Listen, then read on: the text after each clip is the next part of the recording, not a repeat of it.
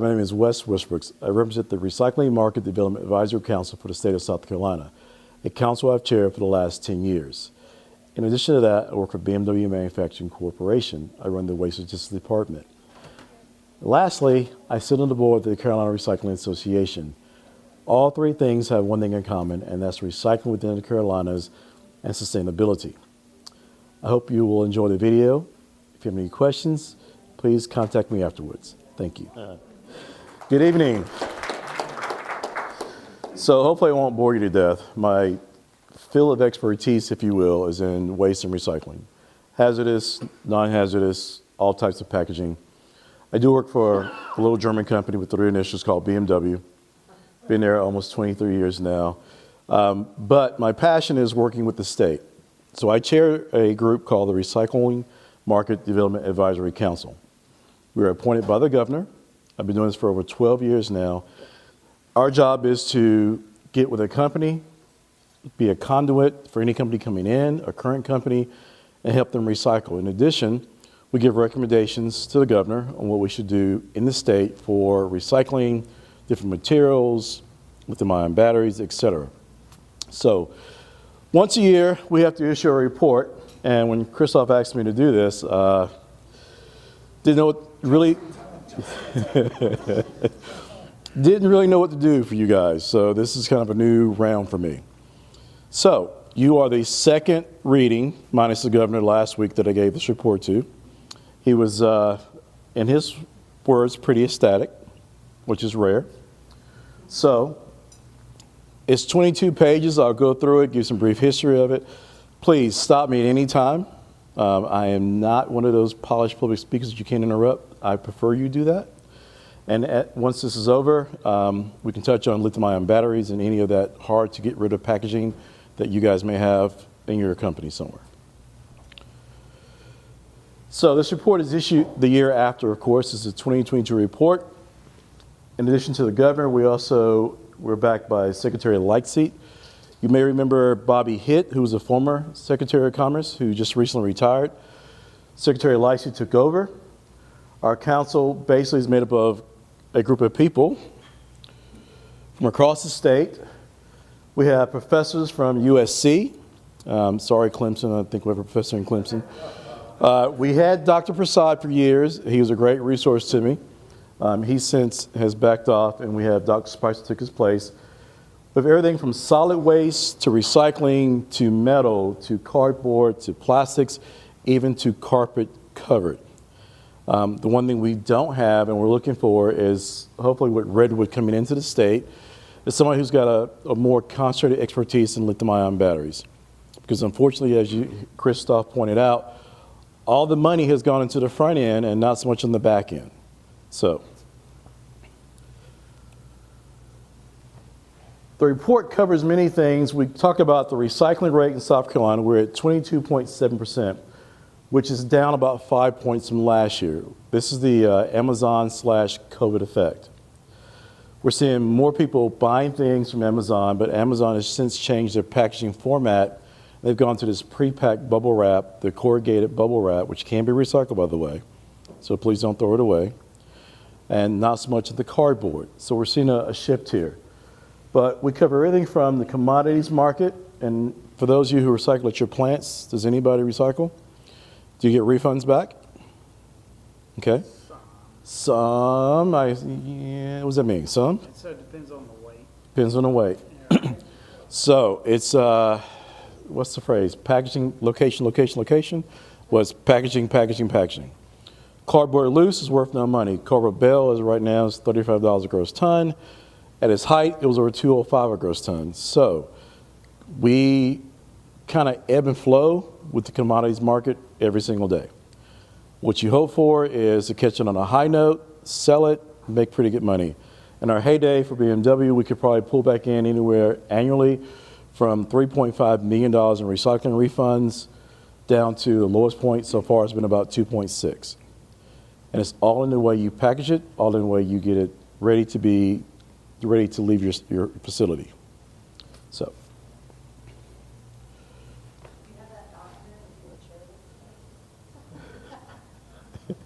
For the right price. No, but you're in North Carolina. You're in that place. I can't. Yes, but yes. So I am part of the Carolina Recycling Association, which is a two-state organization. So we can help you out. I wear many hats, so some days I don't know what I'm doing.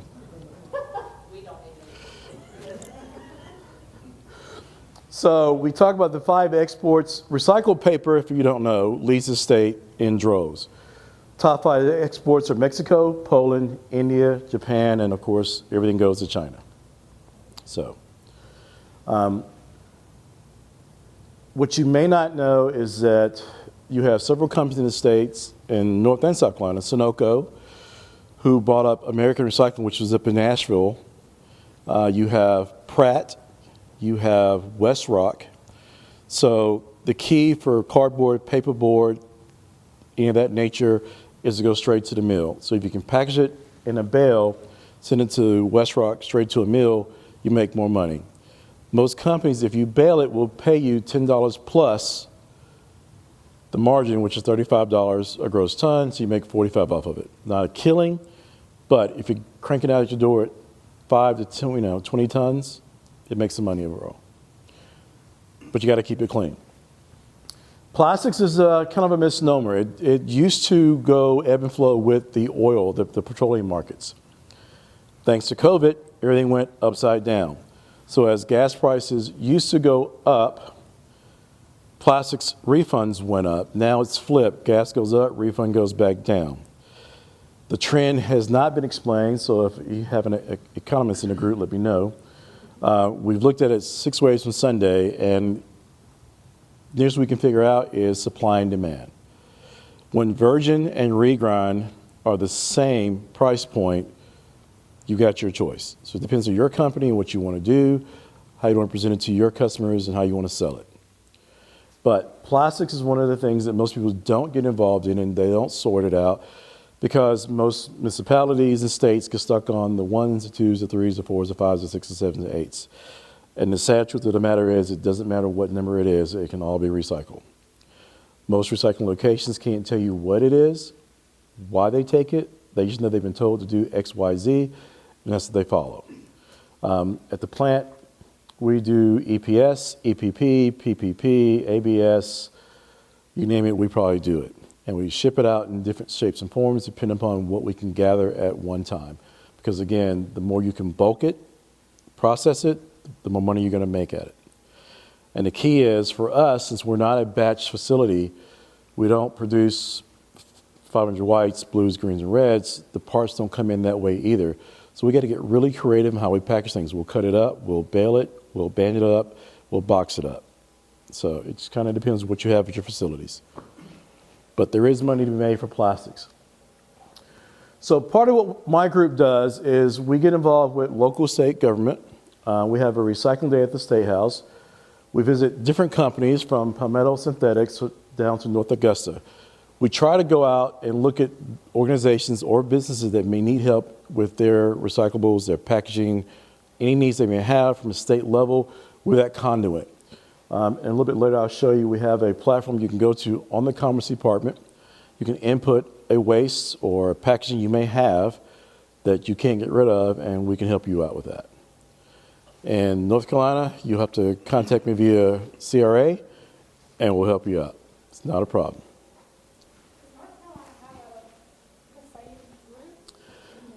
No, there's only a handful of organizations, and we modeled ours obviously out of California because that's where it all started. Recyclenomics was an older company within the state that was funded by a guy named George Fletcher. He's probably richer than dirt. He's since retired, but George's passion was the environment, South Carolina, obviously. Recyclenomics morphed into the late 1990s. It kind of went away, and then he got involved in politics, and then he got involved with Nikki Haley. Bobby hit, Nikki Haley was my conduit to get involved with this, and from there, we spent about 6 months trying to model the council after anything that we could find. There's a handful of states that have some regional but we're only one of about 5 states, including California, that has a group that travels the state. We are self-funded. We report into the Commerce Department. I have this report once a year for the governor. I meet with him every other month to discuss what we're working on. We meet with new businesses coming in. So it's a really neat platform because it allows companies to talk to people that are actually doing the work within the state. And because of the networking that we do have, I can connect you from pillar to post with whomever you may need to contact. Did you have some card or something? In addition to CRA, BMW, RIMDAC, I also have my own consulting firm, so I'll give you that card. That way I don't violate any laws from my own company. How's that? Yes, I have Jamaican roots, so we never stop. And those you see. What he's saying is you have to relocate. Huh? Well, as my VDR perspective will tell you, I also teach Latin dance. I teach salsa. Yeah. I have a habit. I don't sleep well, so I do things. The recycling industry within South Carolina is a $13.6 billion a year revenue. So we talk about everything from the redwood coming in, the investment and the announcement of Scout coming in. What is redwood? Redwood, oh, thank you for asking. Good question, sir. Redwood is a lithium-ion battery processing facility. They have, look, don't ask me that. Was it a co-founder of Tesla? It was, but we don't like to talk about him. Yes, it's like those Jewish grandmothers, puh, Tesla. So anyway, okay, I'm not PC, so I don't mean to offend anybody. So anyway, I'm from New York City, by the way, so I'm still trying to get you the whole Southern mentality. But Redwood is the lone competitor right now within 3 states to Li-Cycle. Li-Cycle is a company of opportunity. They're in talks with certain German companies in Munich to open up facilities there. They're pretty much the only game in town for lithium-ion battery recycling for about 3 years now. And then up, Li-Cycle's in Alabama, they're in Arkansas, they're in my old neck of the woods, Schenectady, New York, up in the hills, y'all. We have rednecks up there too. But Redwood's come in to be a competitor. So the issue we have with lithium-ion batteries is what? They explode. Well, they shouldn't be. Weaverville, thank you. They do explode. They're volatile. But they're rich in minerals that we need. So there is this is what, 2003. So for the past 3 years, there's been a suggestion on the state floor, which sprang out of a recommendation out of the EU and the UK, that all battery manufacturers worldwide by 2030 must contain 70% recycled content. So you do the math. That's a lot. Now, it's a good thing because of natural resources, thanks to wars in the other parts of the country and hard to get to regions, we're running out of natural resources. So it only makes sense if we can get all the legislators in the U.S. on board with this, plus the jobs that it would create. It makes my life a lot easier, makes your life a lot easier. But the hurdle we have to get past are the volatility nature of the batteries. We have thermal events all the time just because wires touch or cells rub. Lithium-ion batteries are not as easy as lead acids to get rid of. The smelting process is about the same. Not quite as bad, but not quite as good either. So we're hoping Redwood, when they start up, will give us a different conduit, if you will, to Li-Cycle, but we need that competition within the state to try to get things processed correctly. With the onset of Oshkosh with the USPS, we got Pulsars coming online, Scout, BMW, Mercedes, Volvo, Mercedes Sprinter vans, and every other company popping up that's going to make nothing but battery-powered vehicles. We're running into a big issue. Lots of demand, nowhere to take it to. So, metal, of course, sorry, I didn't mean to touch on that. Metal is probably one of the easiest things in the state to get rid of, and probably most companies don't do it. And I don't know why, because it's your biggest bang for your buck. separating aluminum cans, copper, brass, busheling steel, aluminum. Easy to do. People don't do it, but it's more money back into your company's pockets. So our campaign corner. We talk about the exports for the countries we send to for copper, aluminum, ferrous metals, nickel. Some of the usual players: Thailand, South Korea, Malaysia, India, and of course, China. They're always there. For aluminum, you have Indonesia, Thailand, Mexico, Malaysia, and India. Nickel and ferrous metals. Nickel, not a whole lot of demand for nickel, but we export to Malaysia, Japan, United Kingdom. And then ferrous metals is China, Thailand, Malaysia, Pakistan, and India. So these countries have changed over the years. Again, it's supply versus demand, what they can get out of their countries versus what we can export. Exporting is a good thing for our state, usually just for the international connections that we produce. North Carolina. So I won't tell if you use it, but you can go on the South Carolina Material Exchange. It's a platform we created. So if you got, let's say, some packaging that may be in a trial phase that you just want to get rid of, you can post it on that exchange, and if somebody in South Carolina wants to try it out, needs it, they can contact you, and you make an exchange. So for BMW, you talk about all these countries, do you have a middle person that you're using to export, or you go directly to those countries to get the biggest savings? Yeah, All the above. all the above. Yeah, so the middle person, again, I wear many hats. So we contact different metal outlets for sourcing it, and then in turn, they spec it out, and we have to audit every step of the process. Because what I don't want to do is, be it metal or anything else, I don't want to end up in someone's backyard, and then we get an expose on CNN or MSN or Fox or somebody. So part of my job on one side is to keep us out of the news, and the other side is to make sure it goes environmentally friendly, either to an end user and then recycler. Yeah.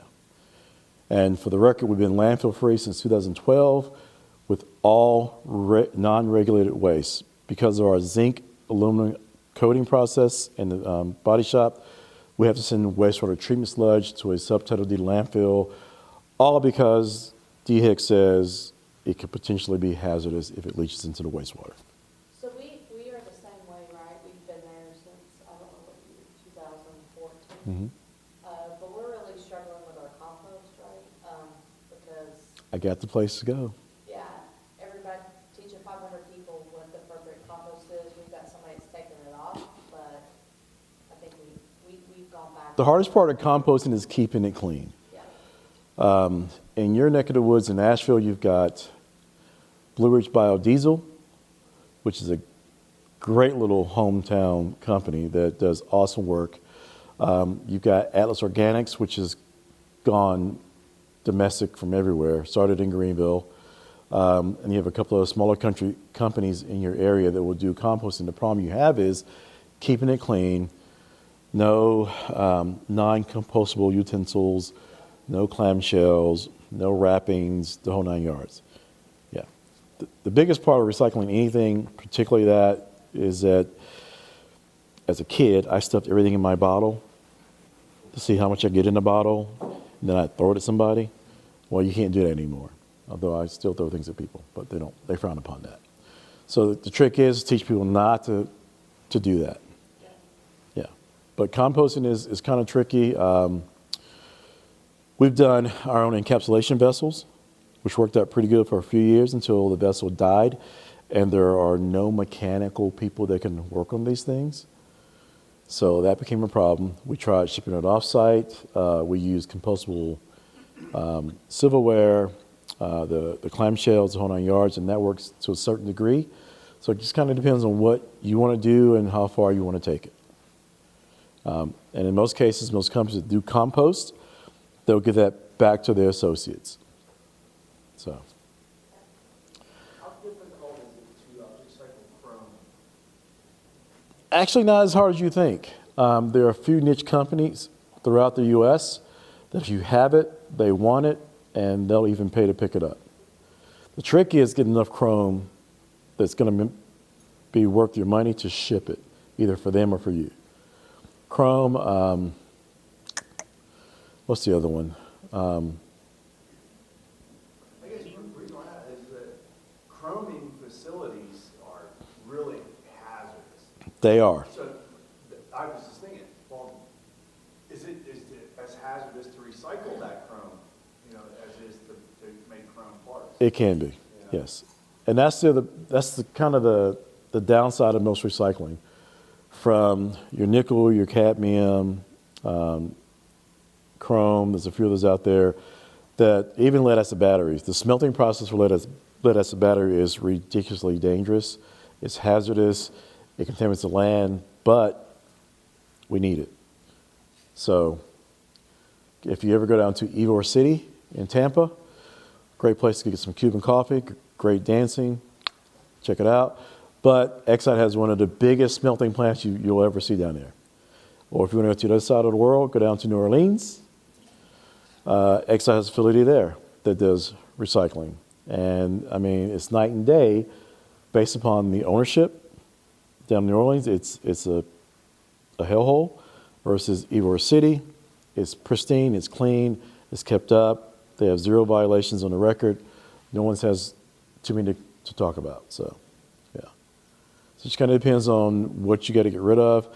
The exchange and the recycling markets directory that we created for South Carolina is a starting point. So if you have those hard to get rid of items, you can go to our website on the comments section, look it up, and it should help you out. If not, give me a call. Yeah. So I came in at our. Go where the money is. We had been with Biltmore for a while. Yeah, 15 years. I think some companies get a little complacent, but they got a good operation. Yeah, They do, but competition I agree. drives price. Yes, it does. Yes, sir. A couple questions for you. Oh, Lord. You've been saving up. So Sorry. I relocated here to South Carolina a couple of years ago. They were open up a distribution warehouse. Okay, from where? My last move. I'm an Oregonian. Okay. So I've been doing recycling for 30 years. Then I moved to Idaho. That's where headquarters moved to. I'm sorry. Total, yeah, I mean, just like night and day. Been there, and that's a scary place. Yeah. But anyway, so now I'm here. Okay. And in the vein of sustainability, we're actually owned now by Ericsson of Sweden as an acquisition here Mhm. 2 years ago. So obviously we're kind of guided by the European. Sure. So a couple things in regards to South Carolina. Is there an incinerator facility here For what material? for things that can't be recycled for kind of like the rest of the slush of the end of the day? Yes and no. So for that, you need to look into a fuels blending company. You got VLS is the local one in Malden. You have Covanta, you have Heritage. Those are your top 3 hitters. Yeah, Covanta is probably your biggest bang for your buck, but you got to get it to them. They're up outside of Charlotte. They're in Charlotte, Virginia, Tennessee.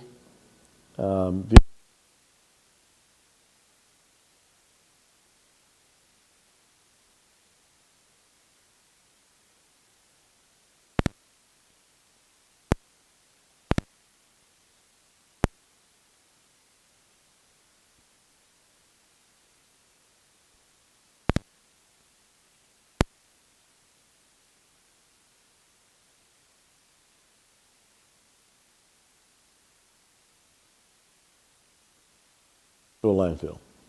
Yeah. Yeah, we're And having to look at getting,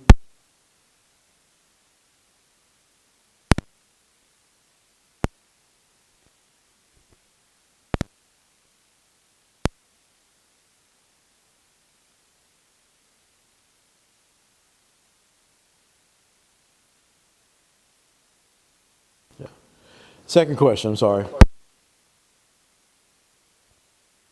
Part of the news about, stuff not being able to be exported, which I recycled a couple of years ago, it's all over the news. AKA the Sword Project. Yes.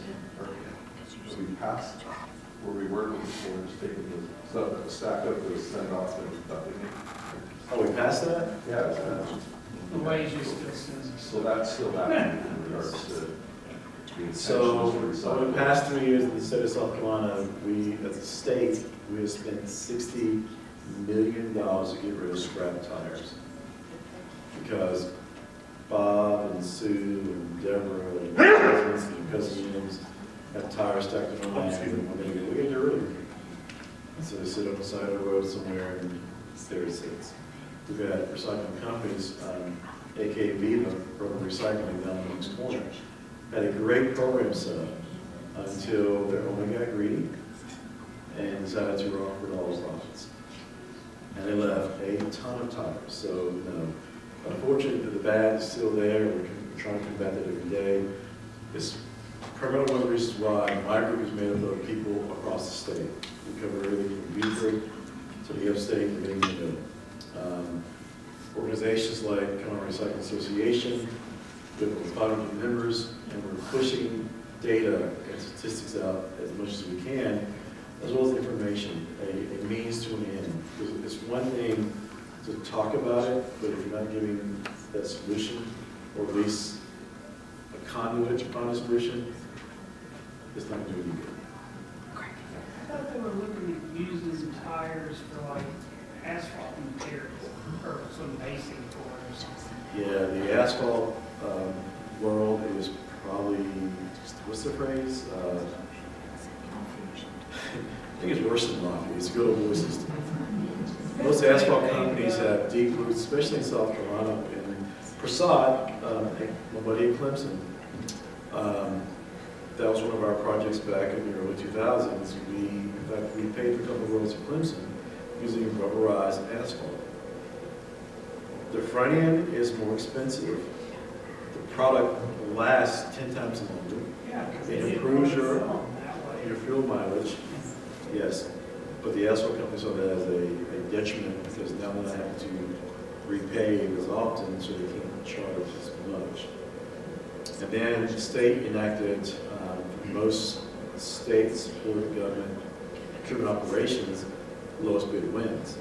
So we've cut our own throats because the cheapest is not rubberized asphalt, but it will last 10 times longer. And we have documentation from Dr. Prasad at Clemson, a few other universities across the U.S. where it will improve your mileage of your vehicle. But it bucks the phrase what we've always done. So once that old money dies off and the new generation kicks in, you're going to make great strides. Even glass color, plus the rubberized roads into the asphalt, is a great road. But it's just, it's hard selling those new, as I got told by a guy down in Beaufort, those new fangled ideas are the old dog like me. I said, okay. It's a business, and eventually, if you convert to it, it'll make you just as much money, and it'll be a higher quality product. There's also projects in certain couple of universities looking at doing shingles, roofing materials. There's always trucks is already doing recyclable fencing and decking. So there's markets out there. It's just we need more people to jump over that. So have you heard anything as far as on the end of manufacturers pushing get it to where manufacturers pay attention to the whole life cycle of their product? Oh, yes. And It's yeah, the old Lion King syndrome, the circle of life. yeah, I It's- mean, well, I know that's kind of in its infancy.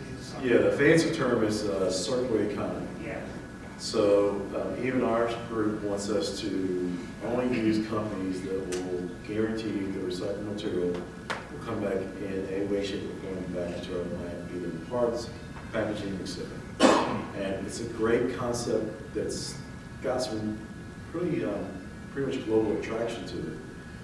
The problem is getting your material to the right recycler that's going to give it back to you. Because in most cases, it's volume-driven business. So if you only have a drop in the bucket, you get it back, but maybe with somebody else's stuff. So it's kind of like circular economy, but it's not that closed loop that most companies want. But if you got the raw tonnage, you can make it happen. You jumped the gun, but that's okay. Food waste, food waste, recycling, and glass. Two of the hardest things that most municipalities have found to get rid of, most states, because glass is so abrasive, it kills a MRF, a sorting facility. They don't want it. There's a place down in Beaufort, started by a guy named Chris Fisher, makes gorgeous countertops. If you can get the glass to him, he'll take it. He'll take it any color, any shape, any size, paper on, paper off, does not matter. The trick is getting enough bang for your buck to ship it down there without blowing your budget. That's been our biggest issue for the past 5 years. I've worked with Mayor Danner and the city of Greer, trying to come up with a local processing center on an offshoot of our facility for his people, his constituents, I guess. The problem we run into is I don't have the budget to pay for trans, and he doesn't want to pop for trans, so it becomes a money issue. But yet the U.S. as a whole this is 23, so in 22 we were 70% deficient in glass cullet.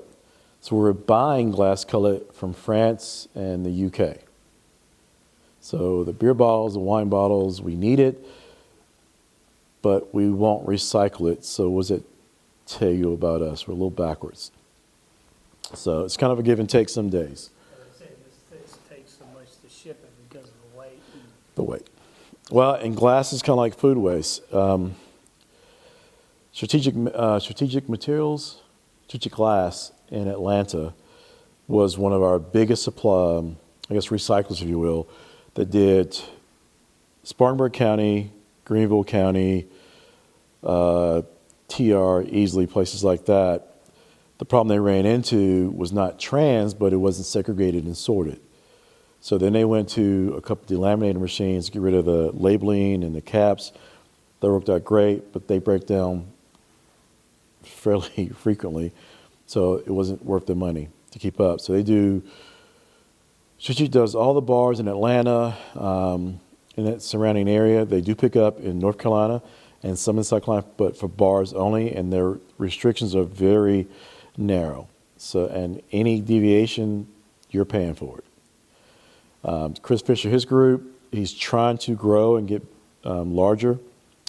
His infrastructure is not there yet for the trans part of it, but it's a necessity. We need it so bad, and we just can't get it to the right people. And in recycling, that's part of our biggest problem. It's connecting the dots from the people that need it, from the people who have it. Leaf fibers needs so much material on a daily basis. And you would think it's fiber, jeans, shirts, T-shirts, whatever. But no zippers, no buttons, no this, no that. So who's going to cut that out? So it's a catch-22. Demand's there, the need is there, but then you got all these caveats. So are you going to pay somebody $10-20 an hour no one's going to do that. So we got to connect those dots first, I think. So recycling business by county. This is important for most local legislators because they like to show their constituents what they do, and may not be as fascinating for you guys, but it's a hoot talking to some of these people in these little small counties. Your accent reminded me, I can't say it the way you say it, but Weaverville, great place, yes. So I've been to many small, like Darlington, Chesterfield County, great places. I don't say half the words they're saying to me, but great places to go. So we encourage business to adapt a framework for an economy that is restorative, regenerative by design. Plain and simple, if any military folks, adapt and overcome. And that's the name of the game.